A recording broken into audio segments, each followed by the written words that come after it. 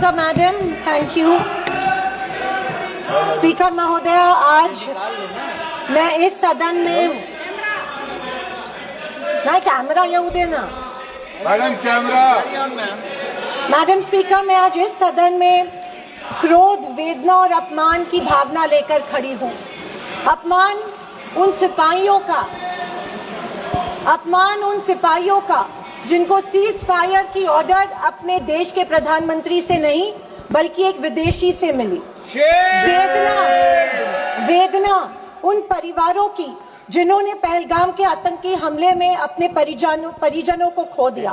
और क्रोध इस सरकार पर जो आज तक पहलगाम के आतंकी हमलावरों को न पकड़ पाई है और न ही उनकी कुछ सुराग ढूंढ पाई है। ऑपरेशन सिंदूर नाम सुनने में देशभक्ति का लगता है, लेकिन असल में ये सिर्फ मीडिया पर किया सरकार का एक तमाशा था।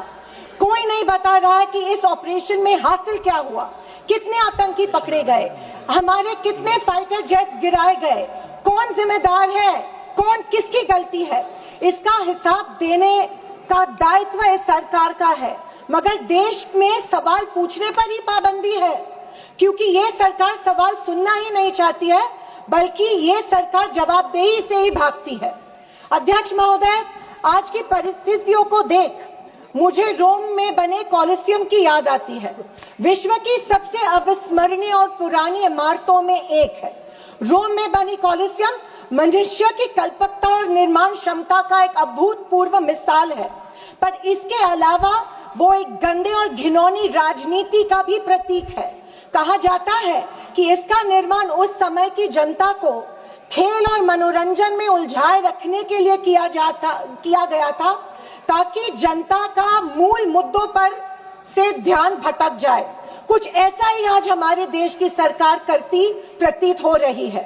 पर अब खेल और मनोरंजन ही काफी नहीं है। किसी महत्वपूर्ण इलेक्शन के पहले आतंकी हमला और फिर सरकार की जवाबी कार्रवाई। आतंकी आए कहां से, कहां गए, ये सरकार को कुछ नहीं पता, पर हमें पड़ोसी देश पर आक्रमण करना है और उसके आधार पर वोट बटोरने हैं। पहलगाम के आतंकी हमले में मारे गए बेगुनाहों की अभी चिता भी ठंडी नहीं हुई थी कि देश के प्रधानमंत्री बिहार में चुनावी रैली संबोधित करने गए। कोई जिए कोई मरे, इनको कुछ फर्क नहीं पड़ता। ये 24/7 चुनावी मोड में रहते हैं। फिर साहब की मार्केटिंग की तरकस से आया नया तीर, ऑपरेशन सिंदूर। मुझे हमारी सेना की बहादुरी पर बिल्कुल संदेह नहीं है। मुझे हमारी सेना की बहादुरी और वीरता पर बिल्कुल संदेह नहीं है, पर इस सरकार की दुर्जनता की सीमा देखिए कि सेना के जवानों को लड़ने जरूर भेजती है, पर हमला होने के पहले दुश्मनों को आगाह भी कर देती है। ये हमारे परराष्ट्र मंत्री का बयान था। क्या यही कारण है कि हमारे जेट्स दुश्मन के द्वारा गिराए गए? क्या ये हमारी सेना के जवानों के जानों के साथ खिलवाड़ नहीं थी? खैर, जो इंसान मानता हो कि इस सेना के जवान की तुलना में एक व्यापारी ज्यादा खतरा मोल लेता है, उससे हम अपेक्षा ही और क्या करें। ये मूर्खता है या फिर देशवासियों को मूर्ख बनाया जा रहा है? ऑपरेशन सिंदूर से देश को क्या हासिल हुआ? अमेरिका के दबाव में किया गया एक शर्मनाक सीज फायर।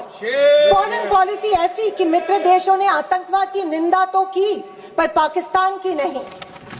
स्पीकर मैडम, प्रधानमंत्री कहते हैं कि ऑपरेशन सिंदूर का जश्न मनाने का पर्व है। किस बात का जश्न मनाए प्रधानमंत्री जी?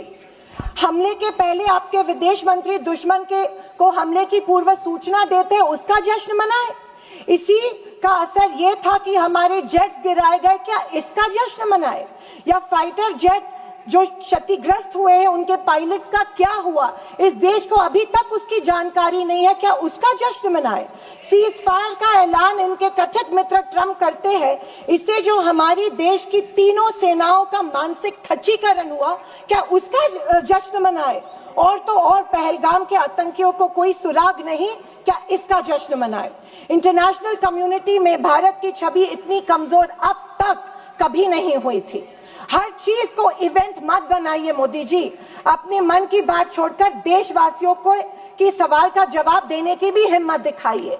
याद आती है जब इंदिरा गांधी जी के सामने पाकिस्तान सरेंडर हुआ था और एक हार्ड लाइनर निक्सन जैसे को भी इंदिरा गांधी की बात सुननी पड़ी। और विदेशी नीति की तो हालत और भी शर्मनाक है। हमारे पड़ोसी नेपाल, बांग्लादेश और श्रीलंका जो कभी भारत के सबसे करीब थे, आज हमारी पीठ पीछे चीन से हाथ मिला रहे हैं। एक समय था जब भारत के पास नेबरहुड फर्स्ट की नीति थी और आज हमारे पड़ोसी हमें लास्ट प्रायोरिटी मानते हैं। स्पीकर मैडम, विदेश जाकर इंडियन डायस्पोरा के साथ तस्वीर खिंचवाना ही विदेश नीति बन गई है। अब ये सरकार प्रश्न पत्र भी खुद बनाती है और उत्तर भी खुद तय करती है। जनता से कोई संवाद नहीं, पार्लियामेंट में कोई ट्रांसपेरेंसी नहीं। ये सरकार केवल प्रचार की मशीन बनकर काम कर रही है। पहलगांव के शहीदों के परिवारों को जवाब कौन देगा? सरकार की कूटनीति की असफलताओं को जवाब कौन देगा? चीन की बढ़ती घुसपैठ और पड़ोसी देशों की बेरुखी का जवाब कौन देगा? अगर सरकार जवाब नहीं देती है तो सरकार को सत्ता में बने रखने का कोई अधिकार नहीं है।